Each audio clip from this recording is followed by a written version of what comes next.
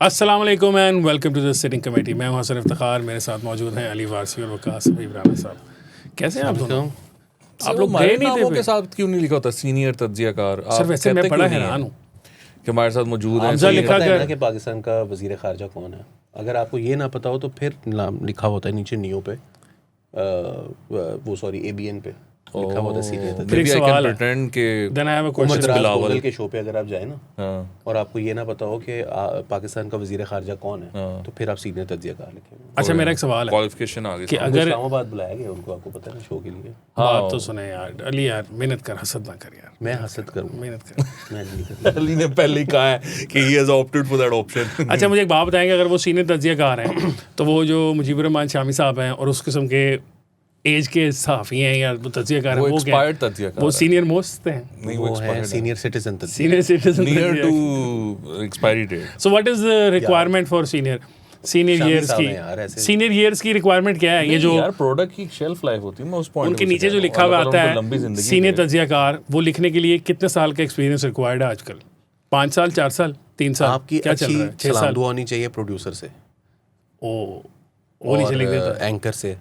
अगर ये दो लोग आपके साथ हैं, फिर आपका पहला शो सुपर सीनियर लिखवा लो। अच्छा भाई हमजा, आपसे अगर ताल्लुकात दोनों इन्होंने अच्छे रखे होते तो इन दोनों के नीचे भी सीनियर तज्जियाकार लिखा गया यार होता। वो ठीक है, हमारा नाम लिखा हुआ है, जिसने जो हमें समझना है वो समझता रहेगा। मैं सीनियर नहीं, ये दोनों सीनियर हैं, मैं तो भी नौजवान हूँ। ठीक है, आज का प्रोग्राम शुरू करते हैं। आप दोनों गए थे इस्लामाबाद? आपने हमारा लास्ट शो नहीं देखा, हमने एक्सप्लेन किया आपने? ऑनलाइन किया था। वो तो बेचारा घर से कर रहा था, मैं भी घर से कर रहा था अपने स्टूडियो से, तो नेट का बुरा हाल। हम नहीं गए थे। हम नहीं गए थे because पैसे हम बच गए समझदार आपके? हैं। नहीं, हम अपने सोर्स को जो है वो शुक्रिया अदा करना चाहते हैं, जिन्होंने हमें कहा जब तक मैं ना कहूँ निकलना नहीं है, और फिर उन्होंने नहीं कहा हाँ नहीं और हमने, और फिर वो सही निकले। फिर सही उनकी अप्रिसिएशन बनती है। ना और सोर्स भी हमारा कोई छोटा मोटा नहीं है, पक्का। हाँ हाँ हाँ। अंदर बैठा हुआ। ओह, नाज़रीन, अंदर बैठे हुए सोर्सेज ने और क्या क्या इनको बताया, डिस्कस करते हैं। हमारे पास ईरानी फॉरेन मिनिस्टर पाकिस्तान आए थे, बायलैटरल विजिट था, नहीं था। अमेरिकन आ रहे थे, नहीं आ रहे थे। उसके दरमियान काफ़ी चलता रहा, लेकिन इवेंचुअली इस्लामाबाद खुल गया। मैंने एक सोर्स को ना कॉल की, तो पीछे थोड़ा शोर आ रहा था। मैं कहा कहाँ हूँ आप? कहता मैं फैसलाबाद। तो मैं कहा यार वो उधर इतने लोग आ रहे हैं, इतने मामलात हैं।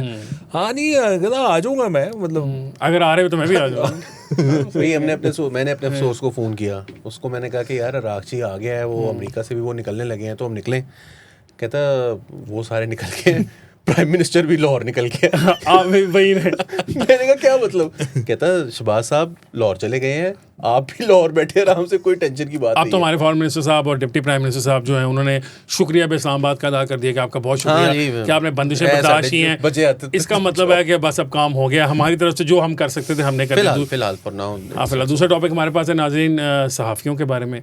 वो कोई नेशनल प्रेस क्लब में, वो भी खैर इसी खबर से जुड़ी हुई है कि ज़रा काफ़ी सारे आए हुए हैं वेस्टर्न सहाफ़ी पाकिस्तान इस चक्कर में। पहले दहशतगर्दी के ज़माने में आया करते थे, अब आए में दरमियान में ब्रेक थी ना, तो उनको कोई एक्सक्लूजन ट्रिप्स पे लेके जाया जा रहा है। तो वो नेशनल प्रेस क्लब भी लेके गए थे, कौन ले गया, किस तरह चले गए, उस पर काफ़ी सोशल मीडिया पर लड़ाई झगड़ा चल रहा है। और फिर आखिरी टॉपिक है हमारे वो ज़्यादा पास, बड़ा सफारती महाज बन गया है। वो बहुत बड़ा, और आखिरी भी महाज तो आखिरी भी बहुत बड़ा है। उनका तो वो नहीं, उनका और शो था इकरार महाज, हसन तो साहब वो था ना, महाज उनका था, वाजबो yes। का। सरेआम था। सरेआम, ये सरेआम काम डल गया, बहुत। सरेआम ही काम डल गया। अच्छा खैर, वो फॉरेन मिनिस्टर साहब ईरान वाले आए थे। आने से पहले उन्होंने तो बता दिया था बायलैटरल है, ठीक है।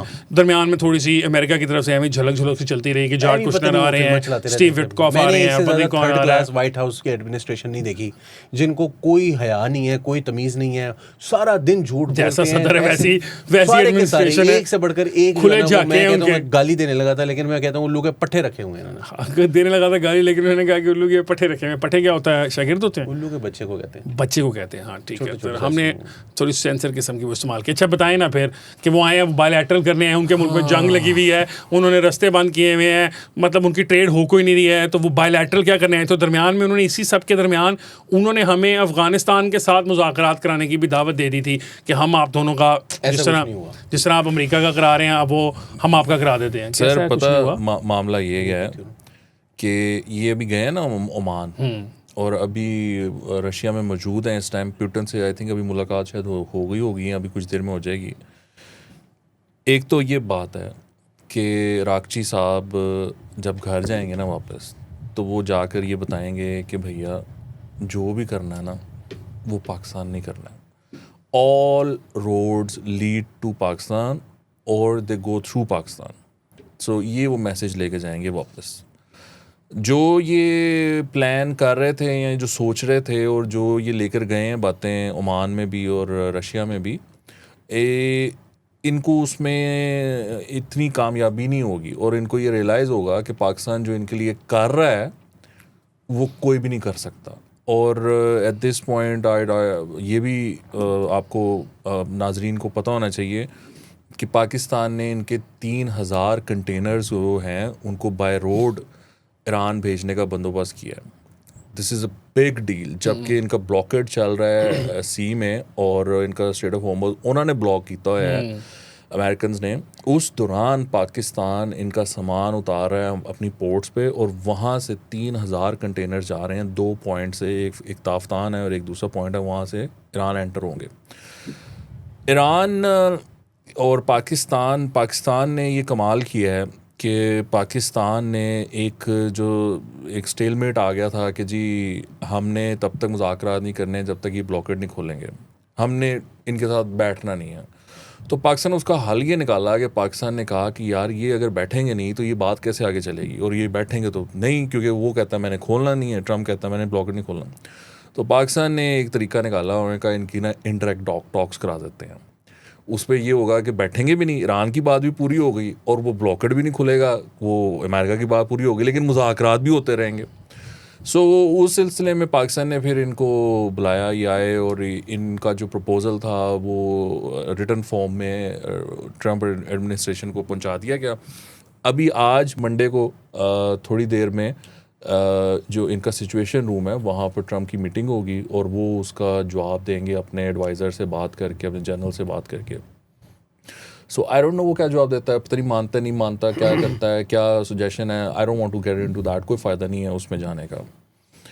बट बात यह है कि ये एक नया फ्रेमवर्क इस्टेब्लिश हो गया जो इंटरेक्ट टॉक्स का है। उसमें पाकिस्तान अपना किरदार अदा करेगा, दोनों की बातचीत कराएगा। जब ये मामला एक एग्रीमेंट पे पहुंच जाएगा या एक इनिशियल एग्रीमेंट हो जाएगा और ये बात भी तय हो जाएगी कि अब हमने बैठ के किस चीज़ पे बात करनी है और क्या बात करनी है, वो भी तय हो जाएगी। फिर इनको बिठा दिया जाएगा दोनों को, वो अब पता नहीं कब होता है, और फिर इनकी जो मामलात हैं उसको किसी तरफ लगा दिया जाएगा। ईरान के अंदर जो इश्यूज़ हैं, और इश्यूज़ मतलब नहीं है बट ऑफ कोर्स उनको लगता है कि वो एक जंग जीते हुए हैं, तो वो कोई ऐसा डॉक्यूमेंट साइन नहीं करना चाहते जो कि एक सरेंडर का पेपर हो। और जो ट्रम्प ने ब्लॉकेड किया है स्ट्रेट ऑफ होर्मुज़ का, वो बहुत इफ़ेक्टिव है। और उसने ये जो चाल चली है, it's been sort of detrimental to Iran's ambition of establishing a deterrence, जो कि एक न्यूक्लियर डिटरेंस से भी बड़ा एक तरह से डिटरेंस था कि हम स्ट्रेट ऑफ होर्मुज़ को बंद कर देंगे तो वर्ल्ड इकॉनमी कोलैप्स कर देंगे। उन्होंने पकड़ के बंद कर दिया कि असं ताड़ी इकॉनमी कोलैप्स कर देंगे। तो ये एक ऐसा मामला था जहाँ पर कि ईरानियंस इस मौके पे नेगोशिएशंस नहीं करना चाहते थे उनके साथ डायरेक्ट, बिकॉज वो एक वीक स्पॉट में थे। But it is very interesting because Americans जब इनसे नेगोशिएशंस करने आए थे पहले राउंड में, तो they did not had the upper hand. वो उस टाइम कमज़ोर थे अमेरिकन्स, लेकिन वो फिर भी नेगोशिएशंस करने आए थे। सो ये इस पे I been in discussion with few people कि ये क्यों नहीं ईरान ने इस मौके को रिकग्नाइज़ किया और क्यों नहीं नेगोशिएशंस की, वो क्यों इतने कंफर्टेबल हैं, उनको क्या लगता है कि उनके पास ऐसा और क्या कार्ड है। तो बहरहाल उन्होंने नहीं की, पाकिस्तान ने फिर भी उनको एक रास्ता प्रोवाइड किया और इनडायरेक्ट टॉक्स जो हैं वो ओपन कर दिए हैं। बाकी अब इसमें देखते हैं कि किसका फिर पलड़ा भारी होता है और ट्रम्प जीत डिक्लेयर करता है या ये जीत लेके जाते हैं। Let's see. हाँ जी अली, तुम्हारे ख्याल में क्या हो रहा है, जीत हो रही है किसी की? फॉरेन मिनिस्टर साहब ईरान के जो आए थे वो हमारे पास क्या करने आए थे, फिर जो हमारी बात तो कुछ सुन ही नहीं रहे हैं? नहीं, वो हमारे पास आए थे बात करने के लिए। उसकी वजह ये थी कि Pakistan is the only channel they have to talk to America. वो बाकी लोगों के साथ बात कर सकते हैं, बाकी लोग भी उनसे बड़े ओपनली बात कर रहे हैं। रशिया के पास वो गए हैं, मस्कत गए हैं, ओमान के साथ उनके बड़े अच्छे ताल्लुकात हैं ऑफ कोर्स। ओमान का इंटरेस्ट जो है वो डायरेक्टली अलाइन करता है विद ईरान, क्योंकि जो स्ट्रेट ऑफ हॉर्मुज़ है उसकी 12 मील जो होता है वो एक मुल्क की जो होती है ना सरहद से लेकर 12 मील तक उसकी सॉवरेंटी होती है, या इकोनॉमिक वाटर्स होते हैं बेसिकली, वो उसके वाटर्स होते हैं। और दोनों के दरमियान जो है वो 24 से अगर तो ना 26 हो तो वो 2 मील का है वो जगह जो है ना, वो दोनों के और सारा की सारी ट्रैफिक उधर से गुजर जाए। लेकिन एक ऐसी जगह है जहाँ पर वो चोक पॉइंट है, वो टोटल 19 मील का बनता है, तो वहाँ पर कोई ऐसी जगह नहीं है। तो ओमान तो ऑब्वियसली ईरान के साथ उसकी जो मुस्तकबिल है वो टाइड है, इकोनॉमिक मुस्तकबिल है, तो ओमान से तो उनका कोई मसला नहीं है। मगर ओमान का प्रॉब्लम ये है कि लास्ट टाइम जब नेगोशिएशंस हुई थी तो यूएस ने उसको सैबोटाज किया और अटैक कर दिया ईरान के ऊपर।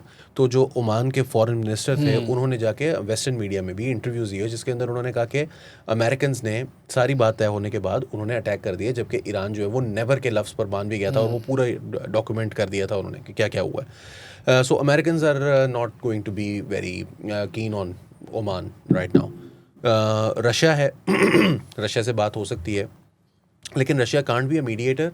रशिया जो है वो ईरान का साथ दे सकता है और वो ओपनली ईरान का पार्टनर है ब्रिक्स के अंदर भी।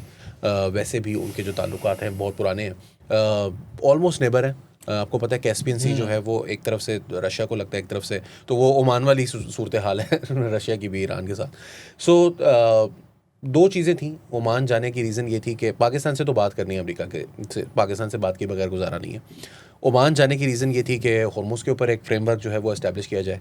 वहाँ पर उनको ये समझाया गया कि इसमें सऊदी अरेबिया को एंटर करें, इसमें कतर को जो है वो इन्वॉल्व करें। यूएई को इन्वॉल्व करने में कोई इंटरेस्टेड नहीं है, ना ही यूएई इन्वॉल्व होने में इंटरेस्टेड है।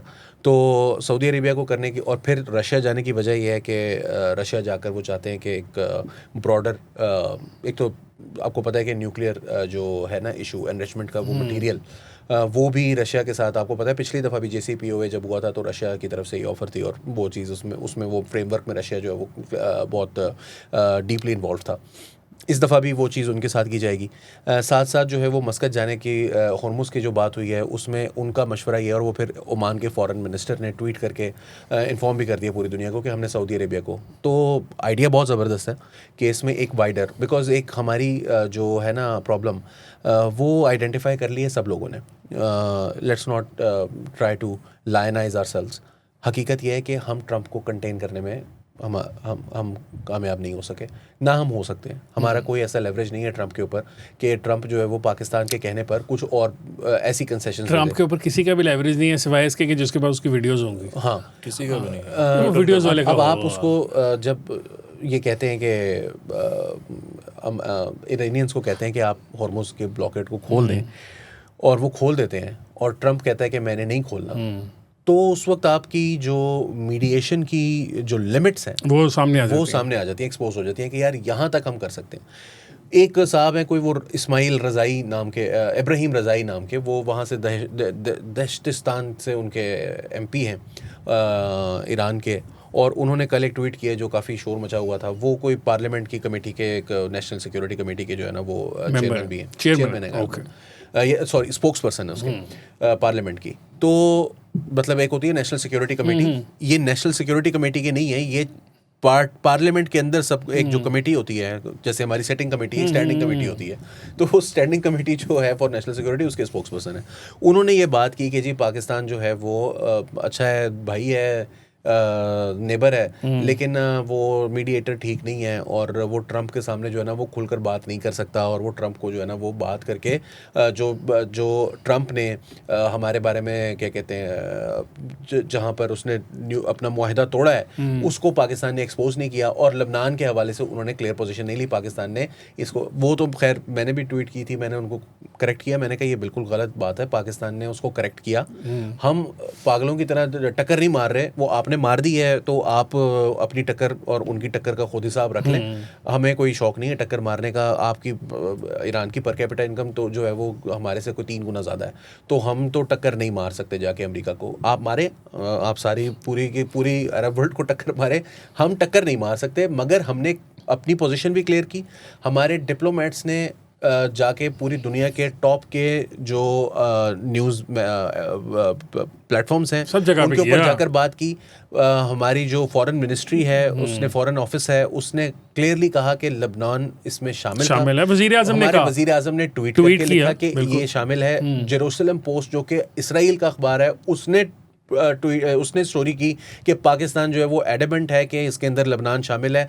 हमने लबनान के सीज फायर में इन्वॉल्व होकर ट्रंप को कह के लबनान में सीज फायर करवाया भी है। ठीक है, तो ये सब कुछ जो है वो हमने किया था। दूसरी बात कि हमने उसको एक्सपोज नहीं किया ट्रंप को, भाई हम नहीं कर सकते।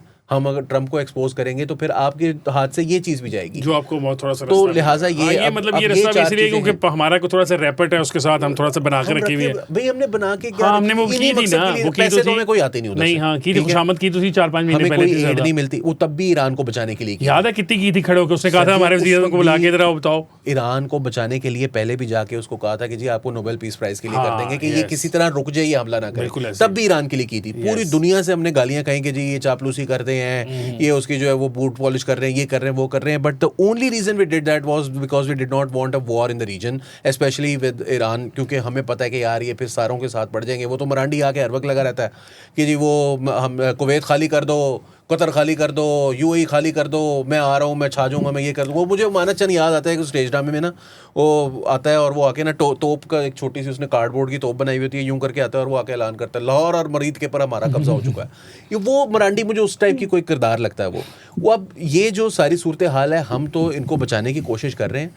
मेरा ख्याल है कि ईरान की जो गवर्नमेंट है उसको इस बात का इदराक भी है, उसको हमारी लिमिटेशंस का इदराक भी है। नहीं भी है ना तो हमने उसको अपनी लिमिटेशंस बता दी हैं। Although I do not completely back जो इंफॉर्मेशन मिनिस्टर साहब की जो ट्वीट थी जिसमें उन्होंने 4 पॉइंट्स थे, चारों में उन्होंने ईरान को मेंशन किया। I think it was unnecessary. वो ये बातें ईरान के साथ भी फिर बैक चैनल ही होनी चाहिए। अगर अमेरिका के साथ बैक चलना है तो ईरान के ऊपर प्रेशर भी न डालें। अच्छा चलें, अब ईरान की वजह से लाहौर इस्लामाबाद में मेला लगा रहा, तकरीबन 1 महीना हो गया इस सारे चक्कर को। इस्लामाबाद वाला, हम तो बाहर बैठे मेला कह रहे हैं, इस्लामाबाद में बेचारे जो रहते हैं उन बेचारों की तो ज़िंदगी झमेला बनी है। वो झमेला, हमारा मेला उनका झमेला। तो अब मसला ये है कि उसके साथ साथ वो जब सर्कस, ट्रैवलिंग सर्कस होता है ना जिसे कहते हैं, तो सहाफ़ती ट्रैवलिंग सर्कस भी चलता है। और पता नहीं ट्रैवलिंग सर्कस में सहाफ़ियों को कह रहा हूँ, फिर वो नाराज़ ही ना हो जाए कोई। तो उसके अंदर ख़वातीनों हज़रात आए हुए हैं, तो उनके लिए मतलब आपको पता ना, फिर एक गोरा है पाकिस्तान में, वैसे ही जनरली गोरा है। अभी हमने डिस्कशन पिछले प्रोग्राम में की थी कि हम सब उसके आगे बिछे हुए होते हैं, मुफ्त खाने और ये और वो, दुकानदार पैसे नहीं ले रहे, रिक्शे वाला सब कुछ माफ़ करता जा रहा है। इमेजिन करें पर कि वो गोरा को थोड़ा सा इन्फ्लुएंशियल भी हो, अपने मुल्क में कोई अखबार से अखबार में लिखता हो। हमारे ज़हन में बैसियाँ भी चलती हैं ना। मतलब मैं खुद कहता होता हूँ, दूसरों को क्या ब्लेम करूँ। मेरा ज़िंदगी का वाहिद वो ही है कि अगर इस्लामाबाद में चला जाऊँ, किस तरीके से मैं शिफ्ट हो जाऊँ एज अ सहाफ़ी इस्लामाबाद में, तो सबसे ज़्यादा मुझे क्या वो नज़र आता है वो ये है कि एम्बेसियों में मेरा एक्सेस हो जाएगा, तो वीज़े चीज़ें मिलना आसान काम हो जाएगा। और होता भी है, मतलब हम बैठे यहाँ कह रहे हैं, लोग कह रहे होंगे जी इस तरह नहीं वीज़े लग जाते, पर एक्चुअल होता है। आई नो इस्लामाबाद के सारे सहाफ़ी, मेजॉरिटी ऑफ सहाफ़ी जो दुनिया भर मुफ्त घूम चुके हैं, ऐसे ही बस सलाम दुआ के चक्कर में, कभी कोई एम्बेसी कहीं भेज देती है, कभी कुछ हो जाता है, तो उस चक्कर में भी होते हैं। हुआ है उसमें लेटेस्ट एपिसोड ये है कि हमारे हरदिल अजीज़ मतीउल्लाह जान साहब जो हैं और उन्होंने, और साथ मेरा ख्याल है एजाज सैयद साहब भी थे, वो मुझे नज़र आए, मौजूद तो थे कम से कम। साकिब बशीर, असदूर साहब, साकिब बशीर साहब, माशाल्लाह, वो जो सारे हजरात हैं, खातून तो इनमें मुझे कोई नज़र नहीं आई, मेरा नहीं ख्याल कोई इनकी तरफ से खातून मैंने नहीं देखी है। हाँ, मैंने भी नहीं देखी। तो वो जो थे वो इन सबको घेर घार के नेशनल प्रेस क्लब ले गए, वहाँ कुछ शील्ड्स वगैरह भी दी गई इनको नेशनल प्रेस क्लब की तरफ से। बाद में नेशनल प्रेस क्लब की जो ऑफिशियल बॉडी है उसने कहा कि हमने तो ऐसे इवेंट ही कोई नहीं किया, ना हमने किसी को बुलाया था, और ये शील्डों पर नेशनल प्रेस क्लब क्यों लिखा गया, उन्होंने कहा कि ये नहीं लिखा गया था। अब वो काम चल रहा था, ये थोड़ी सी ठड़म खड़म चल रही थी, सोशल मीडिया पे आ गया। ऑब्वियसली ट्वीट तो फिर हमने करनी है। पाकिस्तान के सहाफ़ी सबसे ज़्यादा शौक से क्या काम करते हैं, दूसरे सहाफ़ियों की मिट्टी पलीत। आप यकीन कर लें, अभी हम भी कर रहे हैं ना, ये देखें यहाँ बैठ के इतने मज़े से एंजॉय करेंगे अगले 15 मिनट हम लोग। नहीं, मैं मट्टी ठीक है, बिल्कुल मट्टी पलीत होती है, और हम सबसे शौक से ये काम करते हैं। ठीक है, क्यों? इसमें कोई स्किल सेट नहीं चाहिए। बुरा भला कहना है उसको एक दूसरे को कहना शुरू कर देता है, एक दूसरे को कहना शुरू करता है। वो हमारी हरदिल अजीज़ मरीम नवाज़ साहबा हैं, मरीम नवाज़ ख़ान साहबा, सहाफ़ी हैं जियो की, माशाल्लाह सब जानते हैं। एक ज़माने में वो लोगों के ऊपर ब्लास्फेमी के इल्ज़ामात भी ऐसे करके फेंका करती थी, जो ताश के पत्ते फेंकते हैं, क्योंकि उनका दिल करता है व्हाटएवर। असल में हम पाकिस्तानी सहाफ़ी जो है ना, वो चाहते हैं कि मादर पे दर्ज आती हो, आय हाय हाय, जो दिल में आए किसी को कह दें, जितनी मर्जी लंबी छोड़ दें। मैं कहता हूँ मातर पितर का मतलब ही है पंजाबी के अंदर, मुझे नहीं पता उर्दू का वर्ड है मातर पितर फारसी फारसी दोनों है, फारसी। बस फारसी के अंदर इसका मतलब है कि खुली छूट। हमने बचपन में ना जब झाड़ पड़ती थी, ठीक है, वालदैन से, तो वो ये कहा करते थे कि इतनी मातर पितर आज़ादी किसी को नहीं मिल सकती जितनी तुम लोग मांगते हो। तो जेन में फंस गई बात कि that means that you can do what ever the hell you want. तो ये भी ये चाहते हैं। वहाँ पे अब उन्होंने ट्वीट की हुई थी कोई, उसके ऊपर वो केटलिन साहिबा आ गई हैं, उन्होंने आके जवाब दे दिया उस ट्वीट को, कोट ट्वीट करके। उन्होंने कहा आप अपनी सियासत जो है ना, ये जो कोई भी आपकी है, ये अपने तक रखें, हमें मत इन्वॉल्व करें अपनी सियासतों में। नहीं, और उन्होंने तो इससे आगे गए, हमारे कंधे पे बंदूक रख के अपनी रियासत की बदनामी ना करें। उन्होंने कहा कि हमसे भी कोई पूछे कि हमारे क्या तासुरात हैं इसमें, उन्होंने कहा कि एक फॉरेन गवर्नमेंट के हम हो गेस्ट इश्यूज के हम गेस्ट हैं, हम उसके इश्यूज के अंदर जो है वो हम लग रहा है कि हम इन्वॉल्वड हैं और हम उस गवर्नमेंट के खिलाफ कोई काम हमसे पूछे बगैर आपने हमारी मशहूरी करनी शुरू कर दी है, आपने अपने एजेंडों को। क्या अभी तासुरात हैं, तो उन्होंने लिखा है I can speak only for my self, I feel deceived and used. I would have enjoyed learning more about the media landscape privately, but our images were blasted out in association with a political statement implying our solidarity to criticize a foreign country in which we are guests. आसान अल्फाज में वो ये कह रही हैं कि आपने हमें अपने मकसद के लिए इस्तेमाल किया, आपने, और रोने इन्होंने रोए होंगे, वो जो कह रही है ना, वो मैं आई कैन टेल यू कि उन्होंने रोने, यहाँ जी आज़ादी नहीं है जी, बहुत हालात ख़राब हैं जी, आज़ादी है, सहाफ़त में हमला हो गया है। हादी चट्टा का जिक्र किया, और वो जो फ़खरुर रहमान साहब थे जो अभी वो हुए हैं, उनकी ज़मानत होती है। उन्होंने कहा कि यहाँ पर जर्नलिस्टिक इंडिपेंडेंस नहीं है, यहाँ पर ये हो रहा है, वो हो रहा है। वो मतीउल्लाह जान ने गोरों के सामने रोना रोया है। अब मुझे ये नहीं समझ आती कि ये गोरों के सामने ये रोना जो है, ये क्यों इतना फेवरेट काम है तहरीक इंसाफ और उनके जो यूट्यूबर्स हैं और सहाफ़ी हैं उनका एक्सेस। क्या मज़ा है इसमें कि IMF के सामने रोते हैं, अमेरिकन कांग्रेस के सामने रोते हैं, सेनेटर्स के सामने रोते हैं, UK के MPs के सामने रोते हैं। ये क्या ऐसे इसमें चस्का है रोना जो है, ये गोरों के सामने और बाहर वालों के सामने जाकर ये रोना जो है, ये मतलब मैं आपका ख़ानदान में लड़ाई हो जाए ना और कोई बंदा आपके घर की बात जाके बाहर करे तो बंदा कहता यार तू करते देती है पर तू ख़ानदानी नहीं गा बंदा, घर की गल ना तेन घर ही रखनी चाहिए सी। तो मेरे ख्याल से भी ये ना ख़ानदानी लोग नहीं हैं जो इस तरह की हरकतें करते हैं ना बाहर जाके। तो मुझे तो ना बड़ा ही अफसोस हुआ और अजीब से ही लगा कि यार आप ये रोना पिटना करते हैं रोज़ाना, ठीक है, फेयर इनफ करो आप, पर ये गोरों को सामने खड़ा करके वो मेहमान आए हुए हैं, उन्होंने ताड़ा की कर लेना है, की कर लेगा वो ताड़े वास्ते। नहीं, वो केटलिन वापस जाके लिखेगी ना, लिखेगी पाकिस्तान में बहुत ज़्यादा साफ्ती, बहुत ज़्यादा हालात ख़राब है। Not that she would ever write that, she would never in a million years, even if this was not, वो ट्वीट ना भी करती, उसकी सीना भी लगी थी, she would never write it, और for the reason whatever he has told. 60 minute की होस्ट को मुंह पे कहा है कि you are a disgusting person. आप मुझे बताएं कि अगर शहबाज शरीफ मतीउल्लाह जान को इंटरव्यू के दौरान कहे कि you are a disgusting person, तो कितना बड़ा जो है फ्रीडम ऑफ स्पीच और सहाफ़त पे हमला होगा। खुद कुछ हमला हो गया। हमला तो छोटा रोज़ होता है, आज हुआ कल हुआ। आप ये कह रहे हैं, और जब ट्रंप आया था उससे सारे वाइट हाउस के जो कॉरेस्पॉन्डेंट्स पुराने होते थे, लेगेसी मीडिया जिसे वो कहते हैं, उसके तो उसने सबको उठा के बाहर फेंक दिया था।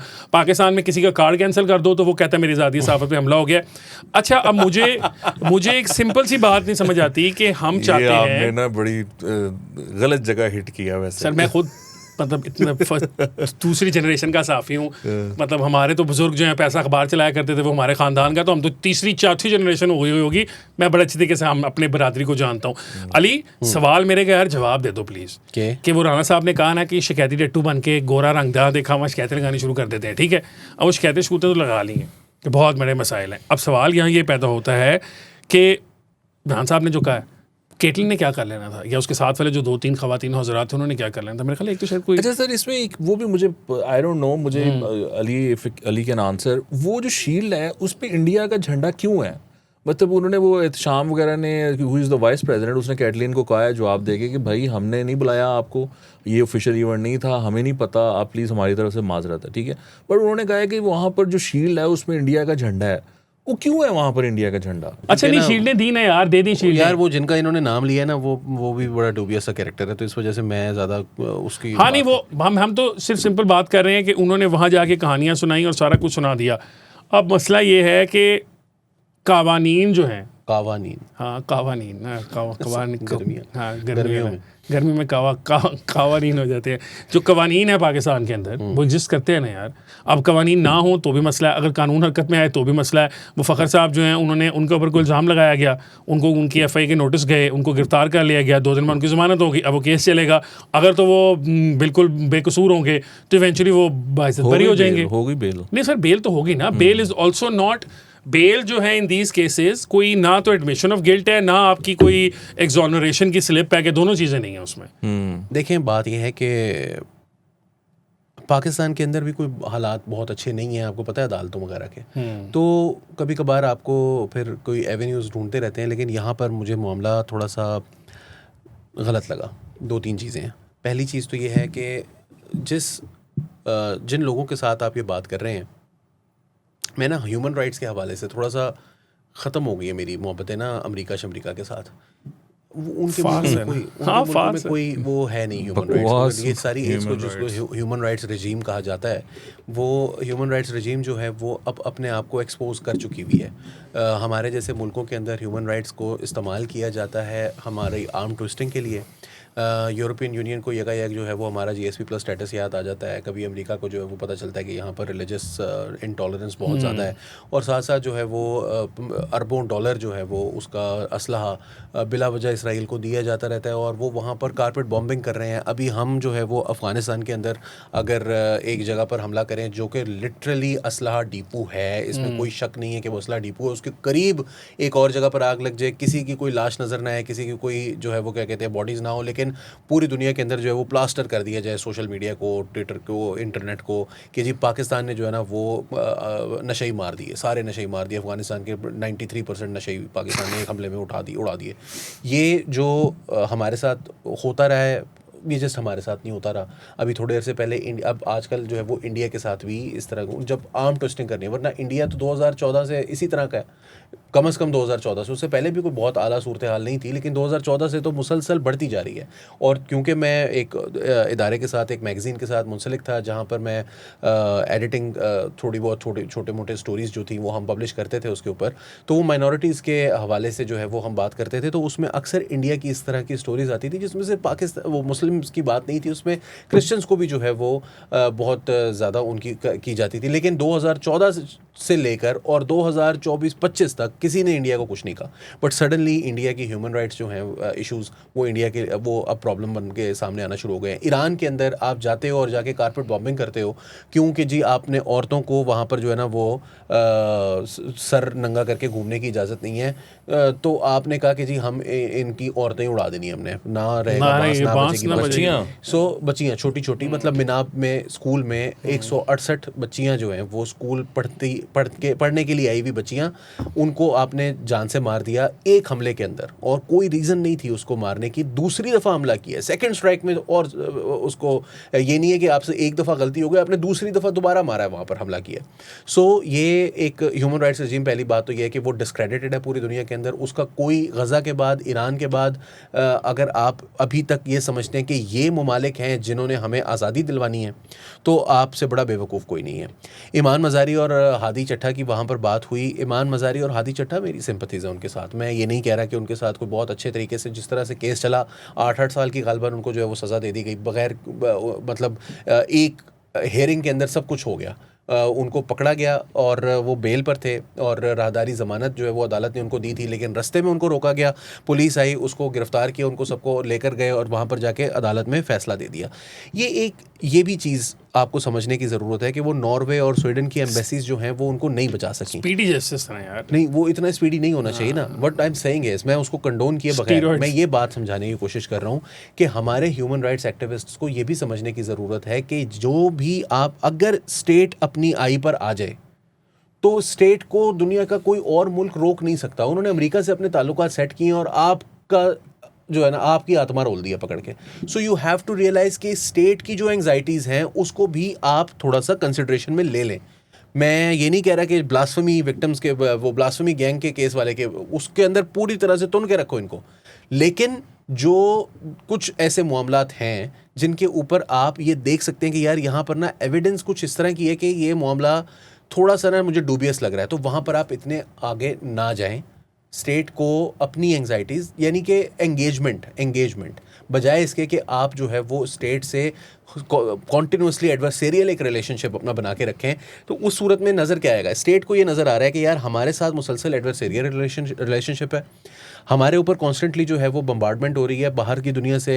हमें इसराइल भी जो है वो आजकल हमारे खिलाफ खबरें लगवा रहा है, इंडिया भी हमारे खिलाफ जो है वो कॉन्स्टेंटली प्रोपेगेंडा कर रहा है, अमेरिका से तो हमारे देखें ट्रांजैक्शनल से रिलेशनशिप है। ये बंदा बैठा हुआ है, जब तक कल वाला इसको गोली लग जाती इस टाइम तो अगले ने आके क्या करना था हमारे साथ हमें पता नहीं है। हमें पता है, हमने वापस चले जाना, हमने वापस पहले के थे ये। तो हमने तो हमारा तो डिफेंस मिनिस्टर जाके मेहदी हसन के इंटरव्यू में क्या है कि जी अमेरिका के साथ हमारा ट्रांजैक्शनल है, फ्लर्ट कह लें आप, जो मर्जी कह लें, हमारा लॉन्ग टर्म रिलेशनशिप जो है वो तो चाइना के साथ ही है।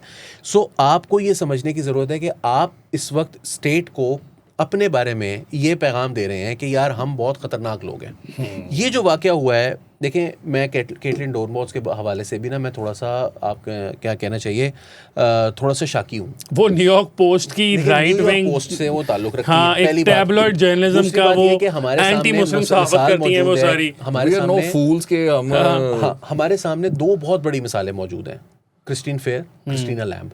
ये दो खवातीन जो हैं वो हमारे साथ ऐसे ही थी, प्यार मोहब्बत। और फिर जो उन्होंने जो कुछ लिखा हमारे बारे में, जैसी जैसी हमें गालियां, लिटरली क्रिस्टीन फेयर ने माँ बहन की गालियां जो है ना वो कितने आजकल अब नजर नहीं आती हैं। जॉर्ज टाउन में पढ़ाती होती थी, इंडिया के यूनियन नहीं, इस जंग में इंडिया से लड़ाई हो गई थी उनकी, इस जंग में इंडिया से वो अभी तक चल रही है, हो गया दोबारा से हुई लड़ाई। वो इंडियंस एक मायरा मैकडॉनल्ड नाम की भी खातून है, वो भी गोरी मोटी सी मायरा इंडियन मैकडॉनल्ड जो है उनका क्या, वो भी अब मसला क्या है, 90s में जो फ्रेमवर्क्स इन लोगों ने, उन्होंने भी मेरा ख्याल है 90 की दहाई में ही आई थी ना वो जो उन्होंने किताब लिखी थी, जो 90s के दौर में एक यूनिपोलर मोमेंट था, उसमें जो इन्होंने लिखा ना कि जी पाकिस्तान जो है वो ग्रेट साउथ एशियन गेम के अंदर वो एक फेल हो चुका है, वो नाकाम हो गया है, वो हार चुका है, और डिफीट का जो है ना वो कोई फादर नहीं होता, वो अभी तक वहीं खड़े हैं। और वो बहुत डर गए हैं कि यार हमारे ये फ्रेमवर्क्स जो हैं वो अगर आउटडेटेड है तो हम आउटडेटेड हैं। खाली वो नहीं डरे वैली, ऐसे तो बहुत सारे मैं पाकिस्तानियों को भी जानता हूँ जिन्होंने सारी उम्र माल ही ये बेचा कि ये नाकाम नलायक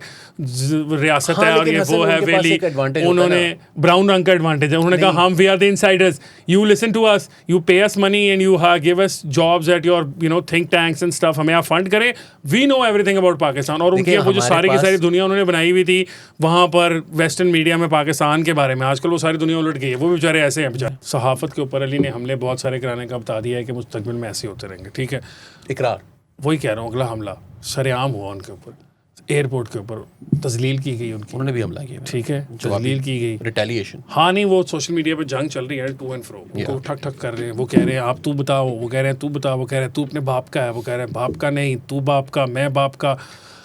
लिटरली ऐसा लगता है बाज़ औक़ात मुझे कि हम कॉलेज में वापस चलेंगे और हम खड़े होकर किसी को तड़ियाँ लगा रहे हैं, तू बाप पियो का है तो बाहर मिल, तू पियो का है तो ये कर, बाप का है, बाप का, होते सभी बाप के हैं तो साबित करके मैंने गाली नहीं दी। बात ये होते सभी बाप के हैं। अब सवाल ये है कि वो रिटर्न वाला बाप जो कागज़ में लिखा वो है या कोई और है, ये सवाल है। प्यो तो वो होएगा ही होएगा ना उस बच्चे का कि तू अपने प्यो का या तू प्यो का है, तो प्यो तो उसका मतलब लिटरली अ मैन, मतलब ये होता है कि जिसका नाम शनाख्ती कार्ड पे उसी, ये इस तरह क्लियर करके बताओ कि जिस प्यो का नाम शनाख्ती कार्ड पे लिखा अगर उसका है तो बताओ, इस तरह करके धमकी सही दो। को एक्सप्लेन करना जरूरी नहीं होता, लोगों को मतलब कुछ चीजें इंप्लाइड पता नहीं यार। अच्छा खैर वो इकरार साहब का फटा हो गया जी, वहाँ पे होने की जरूरत नहीं है उसमें, फटा हो गया।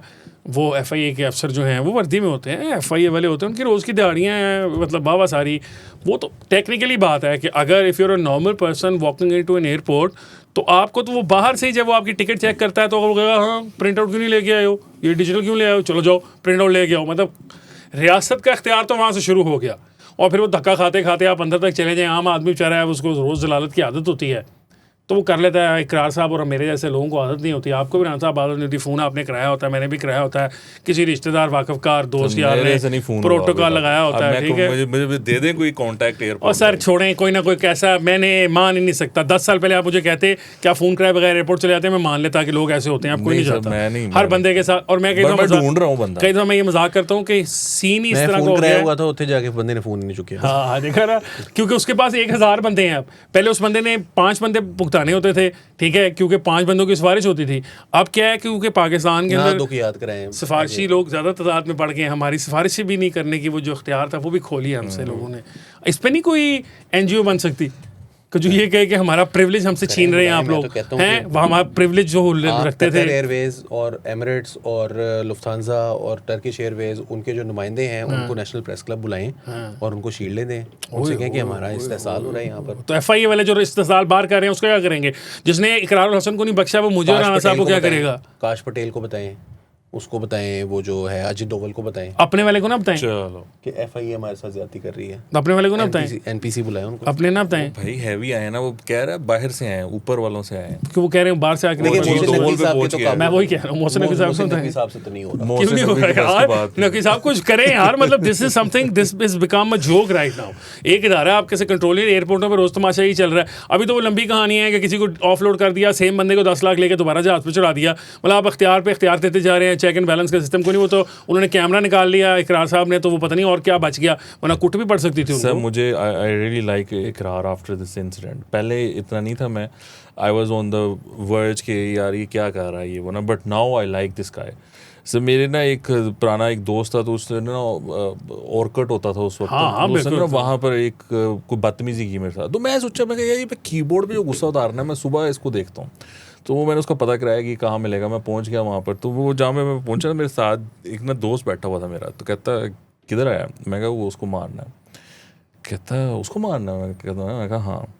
कहता तेरे से ज़्यादा लंबा है। मैंने उसकी तरफ एकदम देखा। मैं कहा यार तू मुझे हौसला दे कि मैं आया हूँ। तो कहता नहीं उसका वो मैं तुझे उसने करा देनी है। बहरहाल वो सर लड़ने से पहले सोचते नहीं है कि आपको कुट पड़ेगी या आप कुट चढ़ाओगे। अगर लड़ाई आ गई है तो फिर उसको कर देना चाहिए। तो इकरार की ये चीज़ मुझे पसंद आई है।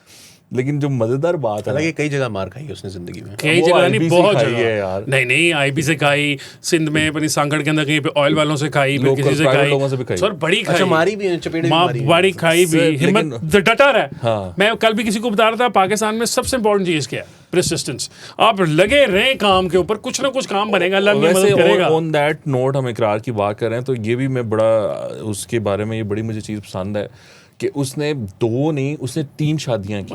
This is my advice to all men जो ये एस्पिरेशन रखते हैं। When you said the first 2 time, नहीं करनी। जब आपने पहली दफा कहा ना कि मुझे उसकी चीज़ बड़ी पसंद है, तो मुझे लगा कि आप कहने लगे शादियों वाली की शादियों वाली कर लेंगे। फिर मैंने कहा लेकिन सेक्सिस्ट सी बात लगती है कि आपको ये नहीं सर, पसंद आ रहा है लेकिन अगर उसका। आपने करनी है ना दूसरी, तो तीसरी लाजमी करें अगर आप खुशहाल जिंदगी गुजारना फिर 4 चाहते पूरी हैं। करें ना यार। नहीं 4 का मैं नहीं कहता। नहीं तो फिर पूरी करें ना सर यार। वो ओवर हो जाएगा। नहीं ये लगे तो सही ना, तो कहीं जी 4 की ज्यादा, 4 हैं मेरे सर पास। 3 में ना देयर इज अ बैलेंस। एक वो है एक हाउ पुरानी, इज देयर बैलेंस इन 3? नहीं है कुछ सिलसिला है, मैं वो ज्यादा डेप्थ वो ये हम जाना भी नहीं चाहते, ये हमारा प्रोग्राम जो है ना ये कुछ और तरह लेकिन का है। सर देखें, मुझे जिस बंदे से है वैसे बहुत इसी तरह ज्यादा जिसको कहते हैं ना हमदर्दी है ना, वो है जवाद अहमद।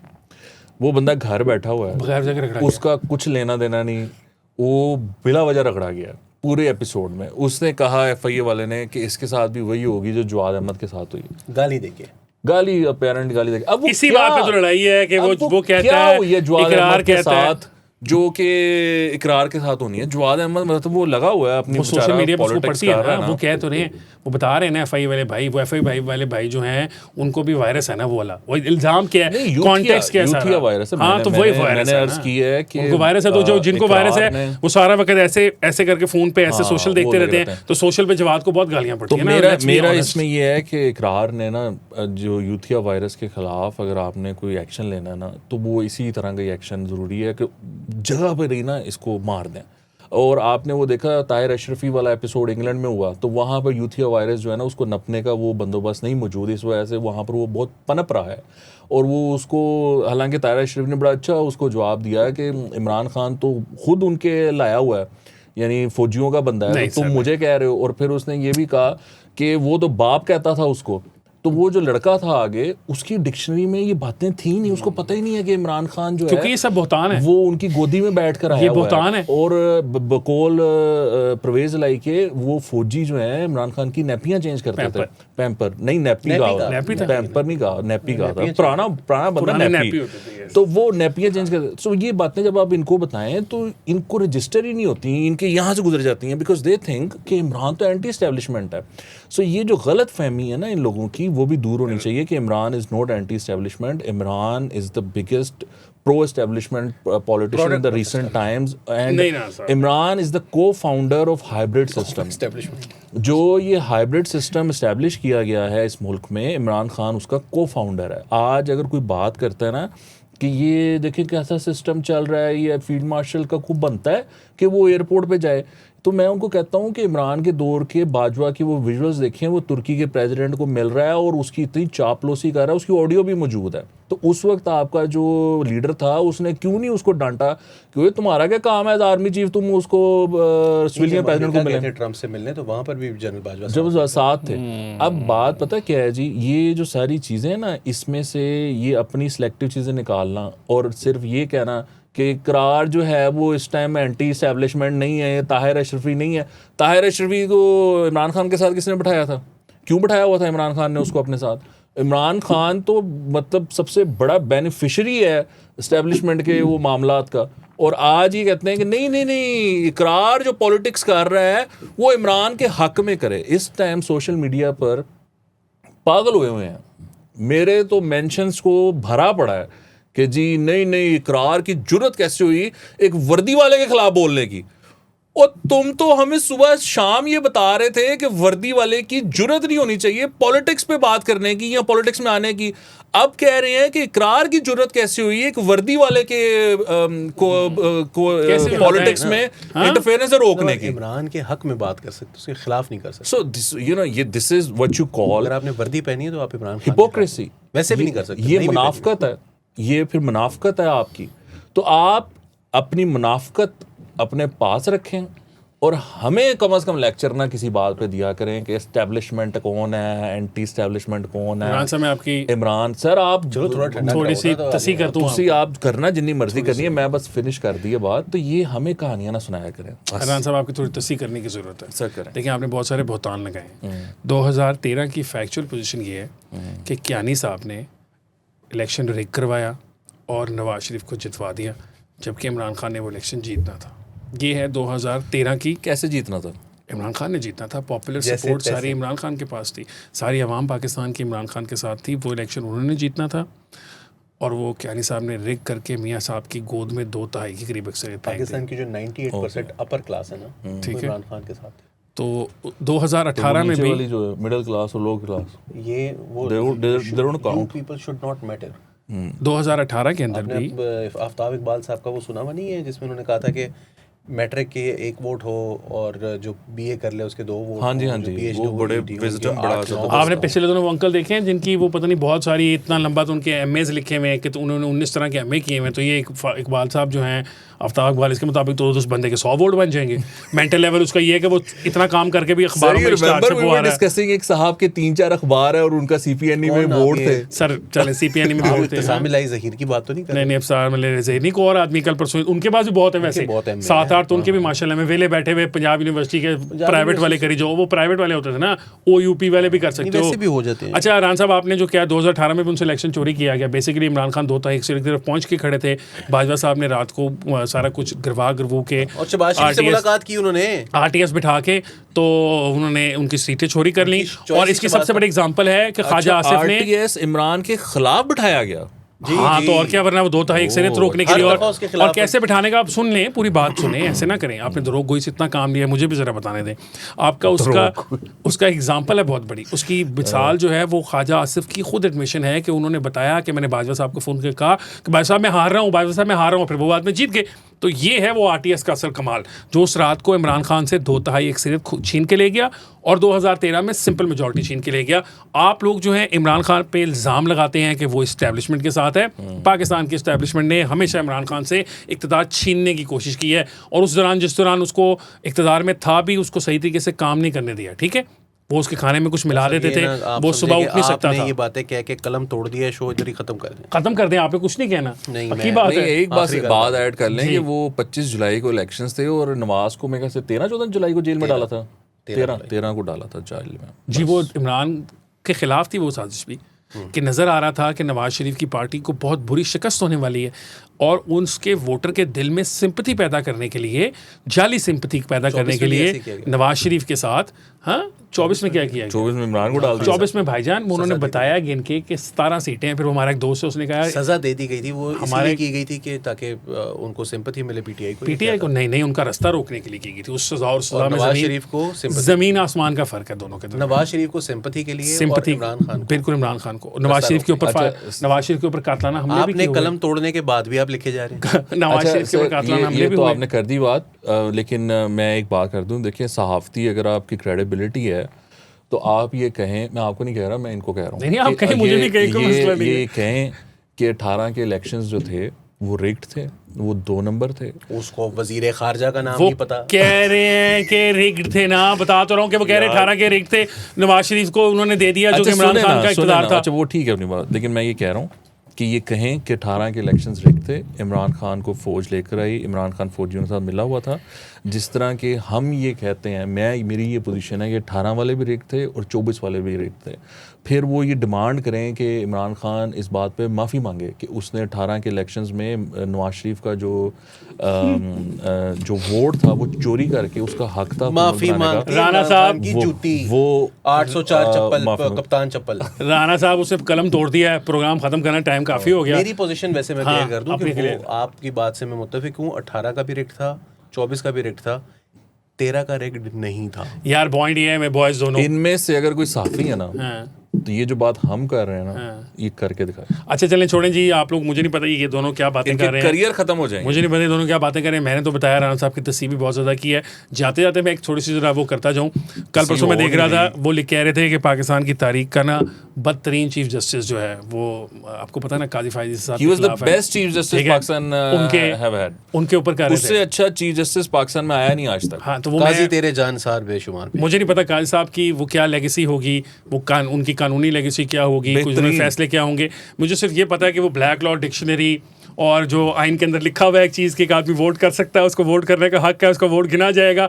आइन की री राइटिंग जो अदालत की तरफ से तशरीह की गई वो 63A के अंदर, उसके बारे में, ठीक है, वो जो फैसले थे जिनकी आइन के ऊपर पाकिस्तान के लास्टिंग इंप्रेशंस हैं। मुझे नहीं पता कि बाकी और किसी ने छोड़े नहीं छोड़े, काजी फायज़ साहब ने तो नहीं छोड़े। एक्सप्लेन प्रोग्राम खत्म करें। सीधी बात है, काजी फायज़ ईसा से अच्छा और बेहतर चीफ जस्टिस पाकिस्तान में आए नहीं। जो लोग उसके खिलाफ हैं वो 2 नंबर लोग। वो कह रहे हैं उसको कोई मुंह नहीं लगाता, वो कह रहे हैं उसको कोई मुंह नहीं लगाता, वो कहीं जाता है। काजी साहब को अभी थोड़े दिन पहले एक पाकिस्तान का बड़ा मशहूर एक यूट्यूब चैनल है, उन्होंने उनके ऊपर एक डॉक्यूमेंट्री की। काजी साहब से उन्होंने कहा कि आप आके इसमें अपना वर्जन दें, तो काजी साहब ने कहा मेरे फैसले लिखे हुए हैं और आप उनको रेफर कर सकते हैं। और नहीं वैसे ही यार, पाकिस्तान में जनरली रिटायर लोगों को इतना खास को मुंह नहीं लगाता। मैं आपको बता रहा हूँ, गुड टू सी यू वाले दोस्त जो हैं उनको मैं किसी एक फंक्शन पे मिला, वो भी एक मतलब इतने ज़्यादा उनको कोई नहीं उठा रहा था, नाम नहीं लेने के लिए ये तैयार।